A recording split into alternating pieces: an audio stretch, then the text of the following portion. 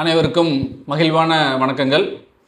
So இன்றைய தினம் engineering காலேஜை பற்றின டீட்டெயில்ஸாக நம்ம இங்கே பார்க்க போகிறோம். ஸோ அதுக்கு முன்னாடி ஸ்கூலில் பொறுத்தளவுக்கு பப்ளிக் எக்ஸாமில் ஃபிசிக்ஸ், கெமிஸ்ட்ரி, மேக்ஸ்ன்னு சொல்லக்கூடிய மெயின் ஸ்ட்ரீம் கிட்டத்தட்ட முடிஞ்சிருச்சு. ஸோ இந்த எக்ஸாமுக்கு அப்புறம் இப்போ இருக்கக்கூடிய மிகப்பெரிய கேள்வி, அதாவது பெற்றோர்களுக்கும் சரி அதே போல் மாணவர்களுக்கும் ஒரு மிகப்பெரிய கொஸ்டின் இருக்கக்கூடியது அடுத்து என்ன செய்ய போகலாம் அப்படிங்கிறதான். அது குறிப்பாக இந்த physics, chemistry, maths, computer science எடுத்துருக்கக்கூடிய மாணவர்கள் அனைவருமே என்ஜினியரிங்கை ஃபோக்கஸ் பண்ணி தான் நாம் இருக்கிறோம். அப்போ என்ஜினியரிங்கில் என்ன கோர்ஸ் எடுத்தால் நல்லாயிருக்கும் அப்படிங்கிறது இன்றைக்கி ஒரு மிகப்பெரிய ஒரு கேள்வியாக இருக்குது. அதற்கு முன்னாடி நம்ம தமிழ்நாட்டில் இருக்கக்கூடிய என்ஜினியரிங் காலேஜஸில் என்னென்ன என்ஜினியரிங் காலேஜஸ் இருக்குது, அதுக்கு அடுத்தது அது கட் ஆஃப் மார்க் பேசிஸில் எப்படி நம்ம உள்ளே என்ட்ரு ஆகலாம் அப்படிங்கிறத பற்றின ஒரு வீடியோ பதிவு தான் இந்த வீடியோ பதிவு. ஸோ முதல்ல நீங்கள் ஒரு விஷயம் நல்லா புரிஞ்சுக்கணும். என்ஜினியரிங் கோர்ஸில் இப்போது ஒவ்வொருத்தருமே, அதாவது ஓரளவுக்கு எஜுகேட்டடாக இருக்கக்கூடிய பேரண்ட்டும் சரி அல்லது ஓரளவுக்கு குறைவான எஜுகேட்டட் இருக்கக்கூடிய பேரண்ட்டும் சரி, மாணவர்களுடைய விருப்பத்தின் பேரில் எடுக்கக்கூடிய பேரண்ட்டாக இருந்தாலும் சரி, so what ever it maybe, எப்படி இருந்தாலும் ஒவ்வொருத்தரும் ஒவ்வொரு மாதிரி உங்களுக்கு சொல்லிகிட்டே வருவாங்க. இப்போ கேரி கேரண்ட்ஸ்க்குன்னு சொல்லிட்டு நிறைய யூடியூப் சேனல் நிறையா பேர் இப்போ கேரி கேரண்ட்ஸை சொல்லிட்டு வந்துட்டு இருக்கிறாங்க. ஸோ அதில் எது பாசிட்டிவாக இருக்குதோ, எது உங்களுக்கு கரெக்டாக ஒரு சோர்ஸாக இருக்குதோ அதையே நீங்கள் எடுத்துக்கிங்க. நிறையா எல்லோரும் சொல்லக்கூடிய விஷயங்களையும் நீங்கள் எடுத்துகிட்டு அதையை கொண்டு போய் மைண்டில் ஏற்றிட்டு நீங்கள் கன்ஃபியூஸ் ஆகவே வேண்டாம். ஸோ உங்களுக்கு என்ன, உங்களுடைய குழந்தையினுடைய மனசில் அவனுக்கு என்ன பிடிக்குது, எந்த மாதிரியான விஷயங்களில் ரொம்ப இன்ட்ரெஸ்டாக இருக்கிறாங்க, அதையே ஃபஸ்ட்டு நீங்கள் முதல்ல தெளிவுபடுத்திக்கோங்க. நானே சொன்னாலும் சரி, நான் சொல்கிறதுனால இந்த கோர்ஸில் எடுலாம் நான் யாரையுமே சொல்ல மாட்டேன். அதே போல் அவங்களுடைய டீச்சர்ஸ் சொன்னாலும் சரி அல்லது வெளியில் கூடிய மற்ற ஃப்ரெண்ட்ஸ் சர்க்கிளில் யாராவது சொன்னாலும் சரி, ஸோ எது எப்படி இருந்தாலும் உங்களுடைய குழந்தை அந்த கோர்ஸ் எடுத்தானா அந்த கோர்ஸை நல்லபடியாக படிக்க முடியுமா, ஸோ அதுக்கு அடுத்தது அதில் எப்படி ஜாப் ஆப்பர்ச்சுனிட்டிஸுங்கிறது ஒரு மிகப்பெரிய, எல்லாருமே என்ன நினச்சிக்கிறாங்க, என்ஜினியரிங் போனாவே போகுது, நம்மளுக்கு உடனடியாக நமக்கு ஜாப் கிடச்சிரு அப்படின்லாம் சொல்கிறாங்க. ஸோ அது ஒரு விதத்தில் ஓகே, ப்ரொஃபஷனல் கோர்ஸ்னு சொல்கிறதுனால முடிச்ச உடனே நம்மளுக்கு ஜாப்புக்கான வாய்ப்புகள் இருக்குது. அதில் இல்லைன்னா எந்த ஒரு மாற்று கருத்துமே இல்லை. ஆனால் இருந்த போதுமே ஒரு சில கல்லூரியில் படிக்கும் பொழுது அங்கே பிளேஸ்மெண்ட்டு அப்படிங்கிறது ரொம்ப சிறப்பாக இருக்கும், அதனால் ஈஸியாக போயிட முடியும். ஆனால் நம்மக்கிட்ட அந்த பிளேஸ்மெண்ட்டு போகிறக்குமே நம்மக்கிட்ட என்ன வேணால் கண்டிப்பாக அந்த சப்ஜெக்டில் எந்த கோர்ஸ் எடுத்திருந்தாலும் சரி அந்த கோர்ஸில் நல்லா இன்டெப்த்தாக நாலேஜ் இருக்கணும். அதுக்கு அடுத்தது ப்ராப்ளம் சால்விங் ஸ்கில்ஸ் இருக்கணும், அடுத்தது கம்யூனிகேஷன் ஸ்கில்ஸ் இருக்கணும். ஸோ இந்த ஸ்கில் பேசிஸில் நாமளே என்ரிச் பண்ணால் மட்டும்தான் அடுத்த லெவலுக்கு நம்ம போக முடியும். ஸோ அதையை விடுத்து நான் இந்த கோர்ஸ் எடுக்கிறனால முன்னேற முடியும், இந்த கோர்ஸ் எடுக்கிறனால முன்னேற முடியும், எந்த கோர்ஸுமே என்னை பொறுத்தளவுக்கு என்ஜினியரிங்கில் நீங்கள் எந்த கோர்ஸ் எடுத்தாலும் அதில் முழுமையாக நீங்கள் உண்மையான ஈடுபாட்டோடு இருந்தீங்கன்னா நிச்சயமாக உங்களால் அந்த துறையில் சாதிக்க முடியும். அதை தான் நான் திரும்ப சொல்லிட்டு இருக்கிறது என்னென்னா, ஒவ்வொரு மாணவர்கிட்டையும் நான் சொல்லக்கூடிய விஷயங்கள், உனக்கு என்ன விஷயங்கள் பிடிக்கும், அதாவது உனக்கு என்ன சப்ஜெக்ட் பிடிக்குமோ அதையே பேஸ் பண்ணி எடுங்கன்னா நான் சொல்லுவேன். ஒரு சிலருக்கு மெக்கானிக்கல் ரொம்ப இன்ட்ரெஸ்ட்டாக இருக்கலாம். அப்போ மெக்கானிக்கல் இன்ட்ரெஸ்ட்டாக இருக்கக்கூடிய ஸ்டூடெண்ட்டை போய் இல்லை மெக்கானிக்கலில் ஸ்கோப் இல்லை, நீ கம்ப்யூட்டர் சயின்ஸ் எடுன்னு நான் சொல்லலாம் மாட்டேன். உனக்கு மெக்கானிக்கல் பிடிச்சதுன்னா மெக்கானிக்கல் தாராளமாக எடுத்து படிக்கலாம். அந்த மெக்கானிக்கலில் எப்படி ஃப்யூச்சரில் எப்படி அந்த ஃப்யூச்சர் ஜென்ரேஷனில் எப்படி கொண்டு வரலாம், ஸோ அதை எப்படி நம்ம ஏஐயோட கம்ப்யூட் பண்ணி அதை கொண்டு வரலாங்கிற முயற்சியில் பண்ணிங்கன்னா ஜெயிக்க முடியும். So not only mechanical, civil எடுத்தாலும் அதே போல் தான், மெக்கட்ரானிக்ஸ் எடுத்தாலும் அதே மாதிரி தான், அதே போல் triple A whatever it maybe, இந்த கோர் சப்ஜெக்ட் வித்து இப்போ நியூவாக இருக்கக்கூடிய எமர்ஜிங் ஃபீல்டு, இந்த கோர் சப்ஜெக்டையும் எமர்ஜிங் ஃபீல்டையும் கம்பைன் பண்ணி நீங்கள் எடுத்துகிட்டு போனீங்கன்னா நிச்சயமாக அந்த கோர்ஸ் சிறப்பாக தான் இருக்கும். ஸோ அதில் எந்த ஒரு மாற்று கருத்துமே இல்லை. அதனால் என்னுடைய அன்பான வேண்டுகோள் என்ன அப்படின்னா, ஸோ உங்களுடைய குழந்தைகளுடைய கட் ஆஃப் மார்க்கை பாருங்கள்.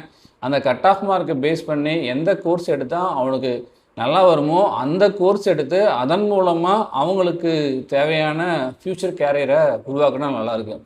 அடுத்தது ஒரு சிலருக்கு ஜாப் கோயிங் போகிறத விட ஸ்டார்ட் அப் கம்பெனி ஆரம்பிக்கிறது ரொம்ப இன்ட்ரெஸ்ட் இருக்கும். அப்போ ஸ்டார்ட் அப் கம்பெனி நம்ம ஆரம்பிக்கணும் அப்படின்னா, ஸோ அந்த ஸ்டார்ட் அப் கம்பெனி ஆரம்பிக்கிறதுக்கான எந்த கோர்ஸ் எடுத்தால் நல்லாயிருக்கும் அப்படிங்கிறதையும் நம்ம மைண்டில் வச்சுட்டு எடுத்திங்கன்னா இன்னும் அது சிறப்பாக இருக்கும். அப்படிங்கிறது சொல்லிக்கிறேன். அதனால் ஒவ்வொரு யூடியூப் சேனல்லையும் நீங்கள் பார்த்து கேரகன்ஸில் ஒவ்வொருத்தரும் ஒவ்வொரு மாதிரியான அவங்களுடைய வியூ பாயிண்ட்டை சொல்லிகிட்டு இருப்பாங்க. அதனால் எல்லாத்தையுமே நீங்கள் மனசில் கொண்டு போய் கன்ஃபியூஸ் ஆக வேண்டாம்.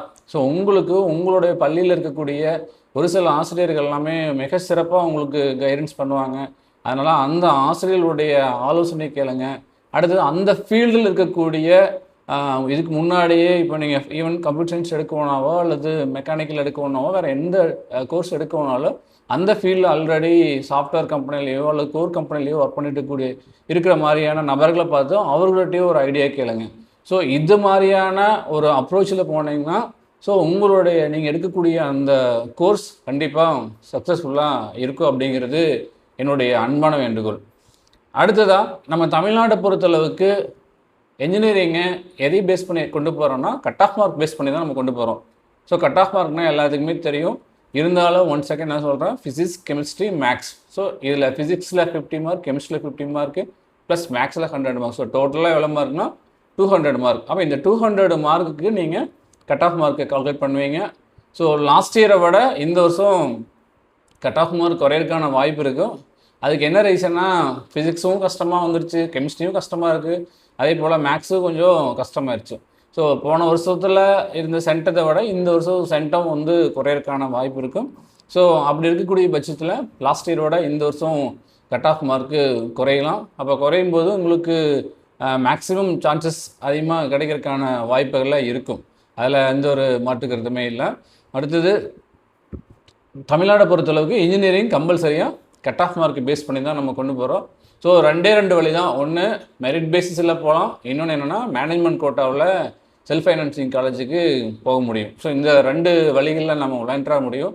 அதில் முக்கியமாக இந்த கவுன்சிலிங்கில் யார் கண்டக்ட் பண்ணுறாங்கன்னா TNEA, அதாவது தமிழ்நாடு என்ஜினியரிங் அட்மிஷன் சொல்லக்கூடிய அந்த துறை தான் இதற்கான வேலையை செஞ்சிட்ருக்கிறாங்க. TNEA.online.orgங்கிற அந்த வெப்சைட் மூலமாக தான் நம்ம உள்ளே என்ட்ராகி உங்களுடைய அப்டேட்ஸ் எல்லாமே நீங்கள் என்னென்ன டாக்குமெண்ட்ஸ் எல்லாம் உங்களுடைய மார்க் ஷீட்லேருந்து எல்லாமே அப்டேட் பண்ணி அதுக்கப்புறம் ரேண்டம் ரேங்கிங் போட்டால் அதுலேருந்து தான் உங்களுக்கு கவுன்சிலிங்கே கொண்டு வர போகிறாங்க. அதனால் TNEA அப்படிங்கிறது ரொம்ப ரொம்ப இம்பார்ட்டன்ட். இந்த TNEAக்குள்ளே போகிறதுக்கு மிக முக்கியமாக இன்னொரு விஷயம் சொல்லிடுறேன். என்னென்னா கம்பல்சரியாக உங்களுடைய வாட்ஸ்அப் நம்பர் அதே போல் இமெயில் அட்ரஸ் அப்படிங்கிறது ரொம்ப ரொம்ப இம்பார்ட்டன்ட். ஸோ இந்த 2ஐயும் நீங்கள் வந்து உங்களுடைய own WhatsApp number, own email address வச்சுக்கோங்க. ஸோ நிறைய மாணவர்கள் என்ன பண்ணுறாங்கன்னா இந்த கம்ப்யூட்டர் சென்டரில் போய் அப்ளை பண்ணுறாங்க. அப்போ கம்ப்யூட்டர் சென்டரில் அப்ளை பண்ணும்போது சில பேர்த்துக்கிட்ட அவங்களுடைய இமெயில் அட்ரஸோ அல்லது அவங்களுடைய வாட்ஸ்அப் நம்பரோ கொடுக்காங்க. அவங்களுடைய நம்பரை சில சமயம் மறந்தாப்படி கொடுத்துருவாங்க. அப்போ த்ரூ எல்லா கம்யூனிகேஷனுமே எதில் வருதுன்னா ஆன்லைன் மூலமாக தான் எல்லா கம்யூனிகேஷனுமே வரும். அப்போ நமக்கு அந்த ஆன்லைனில் வர்றதுனால உங்களுக்கு கிடைக்கக்கூடிய அந்த வாய்ப்பு மிஸ் ஆகிறதுக்கான சான்சஸ் இருக்கும். அதனால் மோஸ்ட் ப்ராபப்ளி எல்லா ஸ்டூடெண்ட்டுமே உங்களுடைய வாட்ஸ்அப் நம்பர், உங்களுடைய ஆன்லைன் நம்பரை பேஸ் பண்ணி நீங்கள் வச்சுக்கிறது ரொம்ப ரொம்ப ஒரு நல்ல விஷயம். ஸோ அதுக்கடுத்து தான் மிக முக்கியமாக நீங்கள் பார்க்க வேண்டியது என்னென்னா இந்த TNEA அடிப்படையில் என்னென்ன கல்லூரிகள் இருக்குது அப்படிங்கிறது முக்கியம். என்னென்ன கல்லூரிகள்னு எடுத்துட்டிங்கன்னா ஸோ டோட்டலாக ஒரு தமிழ்நாட்டை பொறுத்தளவுக்கு ஒரு 438க்கும் மேற்பட்ட இன்ஜினியரிங் காலேஜஸ்லாம் இருக்குது டோட்டலாக. ஸோ அதில் குறிப்பாக கவர்மெண்ட் காலேஜஸ் எத்தனை இருக்குது, அதுக்கடுத்து தான் கவர்மெண்ட் எய்டட் இன்ஜினியரிங் காலேஜ் எவ்வளோ இருக்குது, ஸோ அதுக்கடுத்து தான் அண்ணா யூனிவர்சிட்டி கேம்பஸ் லெவலில் இருக்குது, அண்ணா யூனிவர்சிட்டி கான்ஸ்டியூட் காலேஜில் என்ன இருக்குது அப்படிங்கிறத ஃபஸ்ட்டு நீங்கள் நல்லா தெரிஞ்சுக்குங்க. முதல்ல கவர்மெண்ட் இன்ஜினியரிங் காலேஜஸ் அல்லது கவர்மெண்ட் காலேஜ் ஆஃப் டெக்னாலஜின்னு எடுத்துட்டிங்கன்னா டோட்டலாக தமிழ்நாட்டில் 11 இருக்குது. ஸோ 11 கவர்மெண்ட் பேஸில் கவர்மெண்ட்டில் இருக்கக்கூடிய கல்லூரிகளின் எண்ணிக்கை எவ்வளோன்னா 11. அப்போ அந்த 11 ரொம்ப ரொம்ப இம்பார்ட்டன்ட் ஆனது. அதில் குறிப்பாக கோயம்புத்தூரில் இருக்கக்கூடிய கவர்மெண்ட் காலேஜ் ஆஃப் டெக்னாலஜி அப்படிங்கிறது ஸோ மிக ஒரு சிறந்த கல்லூரியாக இருக்குது.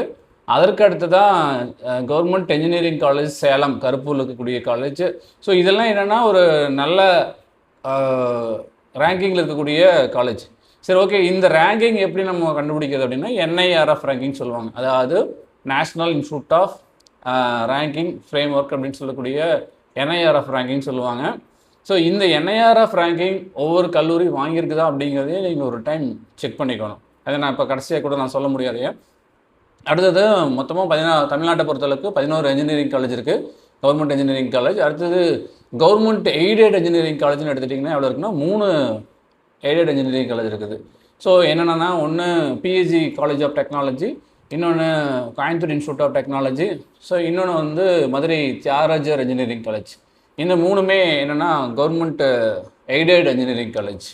அதற்கு அடுத்ததான் எடுத்துட்டிங்கன்னா கவர்மெண்ட், அதாவது அண்ணா யூனிவர்சிட்டி கேம்பஸ்ன்னு சொல்லுவாங்க. அதில் 4 காலேஜ் இருக்குது. ஒன்று சிஇஜி கேம்பஸ்ன்னு சொல்லுவாங்க, இன்னொன்று ஏஇடி கேம்பஸ் சொல்லுவாங்க, இன்னொன்று சாப் கேம்பஸ்ன்னு சொல்லுவாங்க, இன்னொன்று என்னென்னா எம்ஐடி கேம்பஸ். ஸோ மொத்தமாக இது எவ்வளோ இருக்குன்னா 4 காலேஜஸ் இருக்கும் அண்ணா யூனிவர்சிட்டியினுடைய கேம்பஸில். அதற்கு அடுத்து தான் அண்ணா யூனிவர்சிட்டியினுடைய கான்ஸ்டியூஷன் காலேஜ் எடுத்துட்டிங்கன்னா ஒரு 16 காலேஜஸ் இருக்குது. அந்த 16 காலேஜுமே இதனுடைய கண்ட்ரோல் தான், அண்ணா யூனிவர்சிட்டி கண்ட்ரோல் தான். அதுக்கு அடுத்தது அண்ணாமலை யூனிவர்சிட்டி கவர்மெண்ட் காலேஜில் வந்துடும் அதுவும். ஸோ இது எல்லாமே என்னென்னா கவர்மெண்ட் பேசிஸில் இருக்கக்கூடிய காலேஜஸ். அப்போ நீங்கள் இந்த சாய்ஸ் ஃபில்லிங் எல்லாம் பண்ணும்போது இதையெல்லாம் ஃபோக்கஸ் பண்ணி பர்டிகுலராக நம்ம கவர்மெண்ட் ஸ்கூல் ஸ்டூடெண்ட் எல்லாமே முதல்ல இந்த காலேஜஸ் எல்லாமே டோட்டலாக எடுத்துட்டிங்கன்னா ஒரு 34லேருந்து 35 காலேஜ் வரும். ஸோ இந்த 35 காலேஜஸுமே நீங்கள் முதல்ல ஃபில் பண்ணுற மாதிரி நீங்கள் பார்த்துக்கணும். என்ன கோர்ஸ் நீங்கள் எடுக்கிறீங்கிறத விட நீங்கள் எந்த காலேஜில் போய் படிக்கிறீங்கிறது அது ஒரு ரொம்ப முக்கியமான விஷயம். அதனால் இந்த 35 காலேஜ் இருக்கிற மாதிரி நீங்கள் பார்த்துக்கிறது ரொம்ப ரொம்ப ஒரு நல்ல விஷயம். ஸோ டோட்டலாக கவர்மெண்ட் இன்ஜினியரிங் காலேஜ் எடுத்துட்டிங்கன்னா 11, அதுக்கு அடுத்தது அண்ணா யூனிவர்சிட்டி கான்ஸ்டியூட் காலேஜ் எடுத்துட்டிங்கன்னா 16, அடுத்தது கவர்மெண்ட் எய்டட் காலேஜ் 3, அண்ணா யூனிவர்சிட்டி சியூஜி கேம்பஸ்ஸு 4, அதுக்கு அடுத்தது அண்ணாமலை யூனிவர்சிட்டி 1. ஸோ டோட்டலாக எவ்வளோ இருக்குன்னா 35 காலேஜ் நான் சொல்லியிருக்கேன். இது ரொம்ப ரொம்ப இம்பார்ட்டண்டான விஷயம். இது நல்லா மைண்டில் வச்சுக்கோங்க. பேரண்ட்டு இது வந்து நல்லா மைண்டில் இது வச்சுக்கோங்க. இதுக்கு அடுத்ததான் ஒரு இன்ஜினியரிங் காலேஜ் நம்ம எப்படி செலக்ட் பண்ணலாம் அப்படின்னு எடுத்துட்டிங்கன்னா ஃபஸ்ட்டு என்ஐஆர்எஃப் ரேங்கிங் இருக்கான்னு பாருங்கள். என்ஐஆர்எஃப் ரேங்கிங்னா national institute of ranking frame அப்படின்னு சொல்லுவாங்க, ஃப்ரேம் ஒர்க்குன்னு சொல்லுவாங்க. அதான் என்ஐஆர்எஃப். இது யார் கொடுக்குறாங்க அப்படின்னா மத்திய அரசாங்கம், அதாவது சென்ட்ரல் கவர்மெண்ட்டு தான் இதற்கான நாம்ஸை வந்து ஃபிக்ஸ் பண்ணி அது எப்படி இருக்கணும்னு கல்லூரிங்கிறத பேஸ் பண்ணி தான் அந்த என்ஐஆர்எஃப் ரேங்கிங் கொடுக்குறாங்க. அதுக்கு அடுத்தது NBA, national board of accreditation NBA. அதுக்கு அடுத்தது நேக்கு, என்ஏசிசி, நேக் சொல்லுவாங்க, நேஷ்னல் அகாடமிக் அக்ரிடியேஷன் சொல்லுவாங்க. ஸோ இந்த 3மே இருக்கணும், அதாவது என்ஐஆர்எஃப், என்பிஏ, நேக்கு. அதற்கு அடுத்து தான் பிளேஸ்மெண்ட் எப்படி கொடுக்குறான்னு பாருங்கள். ஸோ ஒரு இன்ஜினியரிங் காலேஜில் இன்னொன்று மிக முக்கியமாக நீங்கள் கவனிக்க வேண்டியது என்ன, பிளேஸ்மெண்ட். ஸோ லாஸ்ட் இயரில் எவ்வளோ பேக்கேஜ் கொடுத்துருக்குறாங்க, ஸோ எத்தனை LPA means lakhs per annum, ஒவ்வொரு வருஷத்தில் எவ்வளவு லேக்கில் வந்து அவங்களுக்கு கிடைச்சிருக்குது அப்படிங்கிறதையும் நீங்கள் பார்க்கணும். அதுக்கு அடுத்ததான் இன்ஃப்ராஸ்ட்ரக்சர். ஸோ இன்ஃப்ராஸ்ட்ரக்சர் அப்படிங்கிறது ரொம்ப ரொம்ப ஒரு முக்கியமான விஷயம். ஏன்னா இந்த இன்ஃப்ராஸ்ட்ரக்சர் அடிப்படையாக வச்சு தான் ஒரு கல்லூரியினுடைய அந்த என்ன சொல்கிறது எப்படி இருக்குது என்வரன்மெண்ட் அப்படிங்கிறது. ஒவ்வொரு கல்லூரியில் எடுத்துட்டிங்கன்னா ஒரு சில சமயத்தில் நல்லபடியாக அவங்களுக்கு நிறையா ப்ரோக்ராம்ஸ் கண்டக்ட் பண்ணுவாங்க. ஸோ அந்த மாதிரி எந்த மாதிரியான காலேஜில் ஸ்கில் பேஸ்டு ட்ரைனிங் கொடுப்பாங்க. அதுக்கு அடுத்தது வந்து faculty development programming, student development programming, இது மாதிரி எக்கச்சக்கமான ப்ரோக்ராம் வந்து ஸ்கில் பேஸ்டு டெவலப்மெண்ட் ப்ரோக்ராம், இது மாதிரி எந்தெந்த கல்லூரியில் அதெல்லாம் கொடுக்குறாங்க அப்படிங்கிறதையும் நம்ம அதை கொஞ்சம் பார்க்கணும். ஸோ இதெல்லாம் வந்து ரொம்ப முக்கியமாக நீங்கள் மைண்டில் வச்சுக்கூடியது. நம்ம யாரோ ஒருத்தர் சொல்கிறாங்கிறதுக்காக ஒரு காலேஜில் போய் நீங்கள் தயவுசெய்து சேர்த்திடுறாங்க. ஏன்னா இனி எல்லாமே என்ன பண்ணுவோன்னா ஒவ்வொரு காலேஜ்லேருந்து உங்களுக்கு ஃபோன் கால்ஸ் வந்துகிட்டே இருக்குது. த்ரூ பேரண்ட்டுக்கு, அதே போல் டீச்சர்ஸ்க்கு, ஸ்டூடெண்ட்டுக்கு எல்லாத்துக்கும் கண்டினியூவாக ஃபோன் கால் வந்துகிட்டே இருக்கும். ஸோ நீங்கள் அதெல்லாம் வந்து மைண்டில் வச்சுக்காதீங்க. உங்களுக்கு அந்த கல்லூரி எப்படி இருக்குது அப்படிங்கிறத நேரடியாக போய் பாருங்கள். பிளேஸ்மெண்ட் எப்படி கொடுக்குறான்னு பாருங்கள். அந்த காலேஜோட இன்ஃப்ராஸ்ட்ரக்சர் எப்படின்னு பாருங்கள். அதற்கடுத்து மிக முக்கியமாக அங்கே இருக்கக்கூடிய ஃபேக்கல்ட்டி மெம்பர் அவங்களாம் வந்து ஒரு எக்ஸ்பீரியன்ஸ்டு ஃபேக்கல்ட்டியாக இருக்கிறாங்களா. ஸோ இதெல்லாம் நீங்கள் ஒரு 5 to 6 பாயிண்ட்டை நீங்கள் வந்து எழுதிட்டு அந்த பாயிண்ட் அடிப்படையில் அந்த காலேஜ் நல்லா இருக்குது அப்படிங்கிறத கொஞ்சம் நோட் பண்ணிக்கோங்க. ஸோ அதான் நான் முதலே சொன்ன மாதிரி எப்படி வேணாலும் யார் வேணாலும் சொல்லலாம். பட் நீங்கள் அந்த இடத்துக்கு போய் இதற்கு முன்னாடி படித்த மாணவர்கள் இருப்பாங்க, ஒரு 2-3 வருஷத்துக்கு முன்னாடி படித்த மாணவர்கள், அதன் மூலமாக போன மாணவர்களாக இருப்பாங்க. அவங்ககிட்ட வந்து டிஸ்கஸ் பண்ணுங்கள், கேளுங்க. யாரோ சொல்கிறாங்கிறக்காக உடனடியாக அந்த காலேஜில் போய் உடனே பணத்தை கட்டாதீங்க. அடுத்து இன்னொரு ரொம்ப முக்கியமான விஷயம் நான் சொல்லக்கூடியது என்னன்னா, இந்த 7.5 அப்படிங்கிறது ரொம்ப ரொம்ப முக்கியமான விஷயம். 7.5 இந்த 7.5% அரசு பள்ளி மாணவர்களுக்கு ஒரு மிகப்பெரிய ஒரு வரப்பிரசாதம் நமது தமிழக அரசாங்கம் கொடுத்துருக்கக்கூடியது. ஸோ இந்த 7.5 மூலமாக நீங்கள் 6th-லேருந்து 12th வரைக்கும் தமிழ் மீடியத்திலேயோ அல்லது ஆங்கில வழியிலையோ அரசு பள்ளியில் கவர்மெண்ட் ஸ்கூலில் படித்த ஸ்டூடெண்ட் எல்லாத்துக்குமே இந்த 7.5 அப்படிங்கிறது எல்லாத்துக்குமே கிடைக்கும். ஆனால் நம்ம மாணவர்கள் என்ன பண்ணுறாங்கன்னா அவசரப்பட்டு இந்த ஃபோன் கால்ஸ்னால இந்த கல்லூரியில் கொடுக்குறாங்க, கவுன்சிலிங்கில் வந்து நீங்கள் அந்த காலேஜை சூஸ் பண்ணால் கொடுக்குறான்னு சொல்லி எப்படியும் கொண்டு போய் சேர்த்திடுறாங்க. ஆனால் அப்படிலாம் நீங்கள் போய் சேர வேண்டாம். 7.5ல் போகக்கூடிய மாணவர்களுக்கு உங்களுக்கு கவுன்சிலிங்கில் கட்டாயமே கிடைக்கும். ஏன்னா கிட்டத்தட்ட எத்தனை சீட்ஸ் இருக்குன்னா 2 lakh and above சீட்ஸ் இருக்குது. அப்போ 2 லட்சத்துக்கு மேற்பட்ட இன்ஜினியரிங் சீட்ஸில் இருக்குது. ஸோ அப்படி இருக்கும்போது கண்டிப்பாக உங்களுக்கு 7.5ல் உங்களுக்கு கிடைக்க வாய்ப்பு இருக்குது. 7.5 பொறுத்தளவுக்கு அரசு பள்ளி மாணவர்களுக்கு நியர்லி ஒரு மேக்ஸிமம் ஒரு 14,000 சீட்டு வந்து உங்களுக்கு அலோகேட் ஆகும். ஸோ அளவு தமிழ்நாடு ஃபுல்லாக 14,000 சீட்டுக்கு மேற்பட்ட சீட்டுகள் வந்து அலோகேட் ஆகும். அதனால் கம்பல்சரியாக உங்களுக்கு அதுக்கு கிடைக்கிறதுக்கான வாய்ப்பு இருக்கும். ஸோ அப்போ அதையும் நீங்கள் பயன்படுத்த முடியும். அப்போ இந்த 7.5 அப்படிங்கிறது ரொம்ப ஒரு பொக்கிஷம் மாதிரி உங்களுக்கு. ஸோ அதிலெல்லாம் வந்து நல்லா படிக்கக்கூடிய மாணவர்கள்லாம் உங்களுக்கெல்லாம் டாப் மோஸ்ட் அண்ணா யூனிவர்சிட்டியிலேருந்து பிஹெச்டி டெக்லேருந்து இது போல் நல்லா டாப் மோஸ்ட்டாக இருக்கக்கூடிய காலேஜஸ்க்கு எல்லாத்துக்குமே கிடைக்கிறதுக்கான வாய்ப்பு இருக்கும். ஸோ அதனால் நீங்கள் அதை கரெக்டாக யூட்டிலைஸ் பண்ணுங்கள். அதே போல் ஆவரேஜாக படிக்கக்கூடிய ஸ்டூடெண்ட்டு அது உங்களுக்கு கண்டிப்பாக கிடைக்கும். அதனால் அதையே பயன்படுத்துங்க. ஸோ அதற்கு அடுத்தபடியாக எடுத்துட்டிங்கன்னா இன்னொரு 2 வெப்சைட் வந்து நீங்கள் நல்லா தெரிஞ்சுக்கூடிய வெப்சைட்டு. என்னென்ன வெப்சைட்டுன்னா அதையும் நான் சொல்லிடுறேன். மிக முக்கியமான வெப்சைட்டு ஒன்று வந்து என்னென்னா அண்ணா www.tneaonline.orgங்கிற வெப்சைட்டு. www.tneaonline.org. இன்னொரு வெப்சைட் என்னென்னா www.annauniv.edu. இந்த 2 வெப்சைட்டு ரொம்ப ரொம்ப இம்பார்ட்டன்ட். ஸோ ஏன்னா எதுக்காக இந்த 2 வெப்சைட்டு சொல்கிறேன்னா, நீங்கள் உங்களுடைய counselling process and admission process எல்லாமே www.tneaonline.org தான் உங்களுக்கு கண்டிப்பாக நடக்கும். அதனால் அந்த வெப்சைட் ரொம்ப முக்கியம். லாஸ்ட் இயரில் என்ன கட் ஆஃப் போச்சு அது எல்லாமே எல்லா டீட்டெயில்ஸும் அதில் கொடுத்துருப்பாங்க. அதே போல் இன்னொரு வெப்சைட் என்னென்னா www.annauniv.edu. இந்த வெப்சைட் எதுக்காகனா, ஸோ இந்த வெப்சைட்டுக்குள்ளே என்ட்ரு ஆனீங்கன்னா ஒரு காலேஜை பற்றின டீட்டெயில்ஸ் எல்லாமே உங்களுக்கு இருக்கும். ஸோ அண்ணா யூனிவர்சிட்டிக்கு கீழே வரக்கூடிய காலேஜினோட டீட்டெயில்ஸ் எல்லாமே இருக்குது. ஃபார் எக்ஸாம்பிள் ஒரு அதில் ப்ரோக்ராம் அகாடமிக் அப்படின்னு சொல்லியிருக்கோம். அந்த அகாடமிக்கில் போய் நீங்கள் கிளிக் பண்ணிங்கன்னா அதில் ப்ரோக்ராம்ஸில் வந்து ஃபார் எக்ஸாம்பிள் உதாரணத்துக்கு ஏதாவது ஒரு கவர்மெண்ட் காலேஜ் ஆஃப் டெக்னாலஜி ஜிசிடின்னு போடுறீங்க. அப்போ ஜிசிடிங்கிறது எப்போ வந்து ஸ்டார்ட் பண்ணாங்க, கல்லூரி எப்போ வந்து ஸ்டார்ட் பண்ணிக்கிறாங்க, அந்த கல்லூரியினுடைய முதல்வர் பிரின்சிபல் யார், அவருடைய குவாலிஃபிகேஷன் என்ன, எவ்வளோ வருஷம் எக்ஸ்பீரியன்ஸு, அதே போல் எத்தனை டிபார்ட்மெண்ட் இருக்குது, என்னென்ன டிபார்ட்மெண்ட்டுக்கு யாரெல்லாம் ஹெச்ஓடிஸ் எத்தனை பேர் இருக்காங்க, ஹெச்ஓடிஸ்னுடைய குவாலிஃபிகேஷன் என்ன, ஃபேக்கல்ட்டினுடைய குவாலிஃபிகேஷன் என்ன.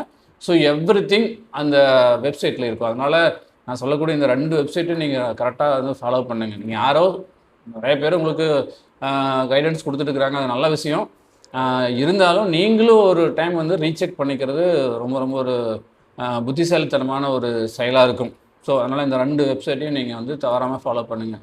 அடுத்தது நம்ம இன்ஜினியரிங் காலேஜை பொறுத்தவரை எத்தனை கோர்சஸ் இருக்குதுன்னு எடுத்துட்டிங்கன்னா கிட்டத்தட்ட 95 கோர்சஸ் இருக்குது. நமக்கு தெரிஞ்சு எவ்வளோன்னா மேக்ஸிமம் நம்ம ஒரு 10 கோர்ஸ் சொல்லுவோம். ஆனால் தமிழ்நாட்டில் இருக்கக்கூடிய இன்ஜினியரிங் காலேஜில் இருக்கக்கூடிய கோர்சஸ்னுடைய எண்ணிக்கை எவ்வளோன்னா 95 கோர்சஸ் இருக்குது. ஸோ இதில் நம்ம மேக்ஸிமம் எவ்வளோ ஒரு 10 கோர்ஸ் தெரியுமா, அவ்வளோதான். ஆனால் 95 கோர்சஸ் இருக்குது. அதனால் நீங்கள் எந்த துறை எது பெஸ்ட்டாக இருக்குதோ அந்த துறையில் வந்து சேர முடியும். அதே கூட நம்ம பிரிச்சிருக்கிறோம். எப்படி பிரிச்சிருக்கிறோன்னா, இப்போ கம்ப்யூட்டர் சயின்ஸ் பேஸ்டாக இருக்கக்கூடிய கோர்சஸ் மட்டும் எவ்வளோன்னா 20 கோர்ஸ் இருக்குது. கம்ப்யூட்டர் சயின்ஸ் பேஸ்டு மட்டும் 20 கோர்ஸு. அதே போல் சிவில் பேஸ்டு எவ்வளோ இருக்குன்னா 6 கோர்ஸ் இருக்குது. அதே போல் எலக்ட்ரானிக் பேஸில் இருக்கக்கூடிய கோர்சஸ் எவ்வளோன்னா 5 கோர்சஸ் இருக்குது. மெக்கானிக்கல் பேஸ்டாக இருக்கக்கூடியது 24 கோர்சஸ் இருக்குது. அதே போல் பயாலஜி ஓரியன்டாக இருக்கக்கூடிய கோர்சஸ் எவ்வளோன்னா 12 கோர்சஸ். கெமிஸ்ட்ரி ஓரியன்டாக இருக்கக்கூடியது 14 கோர்சஸ். அடுத்தது டிசைன் அண்டு டெவலப்மெண்ட் அது ஓரியன்டாக இருக்கக்கூடியது ஒரு 4 கோர்சஸ். இது மாதிரி கோர்சஸ் அப்படிங்கிறது கிட்டத்தட்ட 95 கோர்சஸ் இருக்குது. அது மட்டும் இல்லாமல் எத்தனை ஜோனாக பிரிச்சிருக்கிறாங்கன்னா தமிழ்நாட்டை பொறுத்தளவுக்கு 4 ரீஜனாக பிரிச்சிருக்கிறாங்க. என்னென்ன ரீஜன் அப்படின்னு என்னென்ன ஜோன் எடுத்துட்டிங்கன்னா, ஒன்று நார்த் ஜோன், அதுக்கப்புறம் west zone, east zone, south zone சொல்லிட்டு 4 ஜோன். இதில் வெஸ்டர்ன் ஜோன் அப்படின்னு எடுத்துட்டிங்கன்னா நம்ம கோயம்புத்தூர் தான் வெஸ்டர்ன் ஜோன். அதில் மட்டும் எவ்வளோ காலேஜஸ் இருக்குன்னா 122 காலேஜ் இருக்குது. அதுக்கு அடுத்தது நார்த் ஜோன் எடுத்துட்டிங்கன்னா சென்னை. ஸோ சென்னையில் எவ்வளோனா 126 காலேஜஸ். அடுத்தது ஈஸ்ட் ஜோன் எடுத்துட்டிங்கன்னா திருச்சி. அதில் கிட்டத்தட்ட 61 இன்ஜினியரிங் காலேஜ் இருக்குது. அடுத்தது சவுத் ஜோனில் 2 இருக்குது. ஒன்று மதுரை, இன்னொன்று திருநெல்வேலி, 2 ஜோன். ஸோ அதில் வந்து மதுரை பொறுத்தளவுக்கு 30 காலேஜஸ் இருக்குது. அதே போல் திருநெல்வேலியில் 65 காலேஜ். இதெல்லாம் என்னென்னா ஜோன் வைஸாக பிரிச்சுருக்குறாங்க. அப்போது இன்ஜினியரிங் அப்படிங்கிறது ஒரு மிகப்பெரிய ஒரு ப்ரொஃபஷனல் கோர்ஸ். அப்போ அந்த ப்ரொஃபஷனல் கோர்ஸுக்கு இவ்வளவு கோர்சஸ் இருக்குது, இத்தனை வாய்ப்புகள் இருக்குது. ஸோ நம்ம மாணவர்களை பொறுத்தளவுக்கு எந்த காலேஜில் போனால் நமக்கு நல்லபடியாக பிளேஸ்மெண்ட் இருக்கும், நல்லா படிக்க முடியுங்கிற மாதிரியான ஒரு அவேர்னஸோடு போனீங்கன்னா உண்மையாக வெல் அண்ட் குட்டாக இருக்கும். ஓகேங்களா? ஸோ இதிலே இன்னும் நம்ம நிறையா டீட்டெயில்ஸ் சொல்ல முடியும். ஓகே. ஸோ இவ்வளோ கோர்சஸ் எல்லாம் இருக்குது. அப்போ இந்த கோர்சஸ் எல்லாம் நீங்கள் பயன்படுத்துங்க. நீங்கள் உங்களுக்கு ஒரு கோர்ஸ் வந்து தேவைப்படுது அப்படின்னா அந்த கோர்ஸை யார்கிட்ட போய் கேட்டால் கரெக்டான உங்களுக்கு ஒரு டீட்டெயில்ஸ் கிடைக்குமோ அவங்ககிட்ட போய் கேளுங்க. நிச்சயமாக அதற்கான ஒரு ஆன்சர் கிடைக்கும். அதுக்கான கோர்ஸ்லேயும் உங்களால் ஜாயின் பண்ண முடியும். ஸோ அதனால் என்னுடைய ஒரு அன்பான வேண்டுகோள் என்னென்னா, அனைத்து மாணவர்களுமே நல்ல எழுதியிருப்பீங்க எக்ஸாம். ஃபிசிக்ஸ், கெமிஸ்ட்ரி, மேக்ஸ் நல்லா எழுதியிருப்பீங்க. கட் ஆஃப் மார்க்கு 150க்கு மேலே இருந்தனாவே உங்களுக்கு எல்லாமே கிட்டத்தட்ட ஒரு நல்ல இன்ஜினியரிங் காலேஜே கிடைக்கும். ஸோ டாப் மோஸ்ட் காலேஜுக்கு மினிமம் 185லேருந்து 200க்குள்ளே அவங்களுக்கு எல்லாத்துக்குமே டாப் மோஸ்ட் இன்ஜினியரிங் காலேஜுக்கு போயிட முடியும். ஸோ மீதி இருக்கக்கூடிய அதுக்கு கீழே இருக்கிற 150லேருந்து ஒரு 185 இருக்கக்கூடியவங்களுக்கு ஒரு மாடரேட்டான இன்ஜினியரிங் காலேஜ் கிடைக்கும்.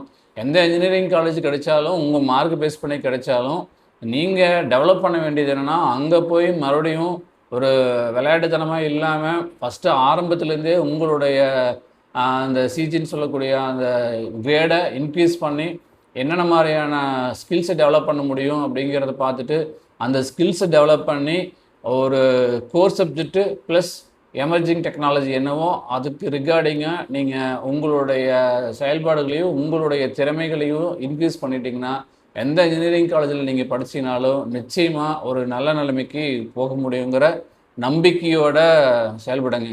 நம்மளுடைய இலக்குகள் கடினமாகத்தான் இருக்கும். அந்த இலக்குகள் கடினமாக இருந்தாலும் தன்னம்பிக்கையோடு தொடர்ச்சியாக நீங்கள் பயிற்சியும் முயற்சியும் இருந்துச்சுன்னா நிச்சயமாக உங்களாலேயும் ஒரு மிகப்பெரிய வெற்றி வாய்ப்பை பெற முடியும். எனவே அனைவருக்கும் என்னுடைய வாழ்த்துக்கள். மீண்டும் அடுத்த ஒரு வீடியோ பதிவில் எமர்ஜிங் கோர்சஸ் என்னென்ன டெக்னாலஜி வைஸாக என்னென்ன கோர்சஸ் எல்லாம் இருக்குது அப்படிங்கிறத பார்க்கலாம். தேங்க்யூ ஃபார் வாட்சிங் த வீடியோ.